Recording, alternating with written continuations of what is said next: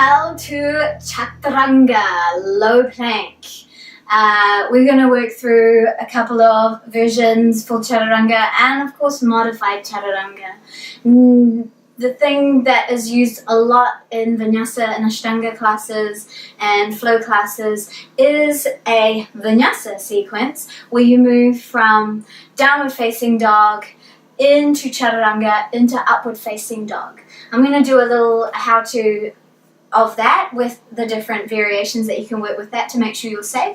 But Chaturanga is something that I see people want to do a lot, and quite often they're doing it in a way that's going to blow out their shoulders and damage their body.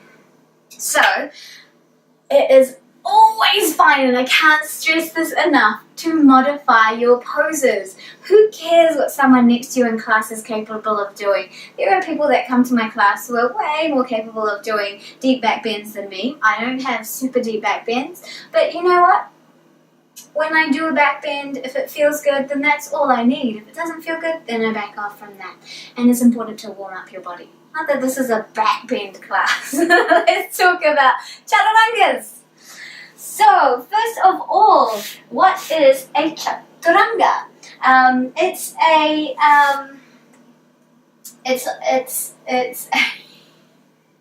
a plank, essentially. It's a low plank, a weight-bearing pose that looks like Tadasana, but on your side. So when you come into your full Chaturanga, you want to have that sense of Tadasana in your body. So check out my Tadasana how-to. And you want to have your bones basically stacked. So if I pretend I'm standing and the bottom of my body is doing a Tadasana, and the top of my body, my arms are going to be in this position holding myself up. The thing I see a lot is shoulders dumping down, elbows lifting, and that might be because of a lack of flexibility in the wrist, and it might also be because of lack of strength. But this is going to hurt your shoulders. We want to draw up through our body, have that lovely right angle that we can find. But first of all, a nice little modified Chaturanga will help you find that position safely, and you don't ever have to do a full one. Modified one is just as good. So coming into a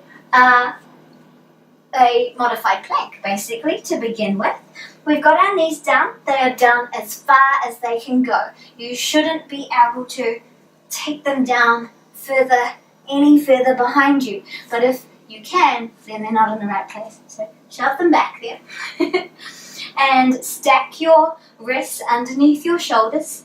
We're going to shift a little bit forward for our Chaturanga, so you may need to slightly lift the knees. You need to draw that strength of your core and find that sense of Tadasana through the body here, where the ribs and the hips are trying to be mates. And move those knees slightly forward, because as we bend those elbows, notice we want them to have a nice right angle, shoulders no lower than hips. That is already a strong practice, just to hold your Chaturanga there. Again, you can start in your tabletop, move forward, so you're moving into an extended modified plank. You see the angle of my arms and my wrists. If you have any wrist issues, or if you don't have super flexy wrists, it's probably not the one for you. And you can get through a whole practice without a Chaturanga. And then start to bend the elbows back, not out, don't wing them out, bend them back, hug those arms to your chest and gaze slightly in front of you. Don't dump down like this. Notice how my shoulders are dropped. Don't do that. Press up, draw up through the body, come forward, look for length, look for that strength in the body. Press and lift. Let's take a rest for a moment, little child's pose. For Chaturanga, you come into a plank, just like that baby Chaturanga. Shift forward, bring the body down. Shoulders no lower than elbows. Breathe into it. And then from there, of course, you can move into your upward facing dog. You don't need to drop those shoulders. You don't need to kiss the floor. You don't need to drop your chest down. All of those things are going to put your shoulder girdle into a compromised position. This area is pretty sensitive.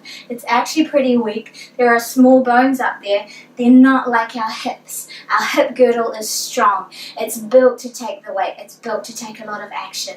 Our shoulders are more sensitive. So respect them. Guide them properly into your asana. And do not get injured practicing yoga.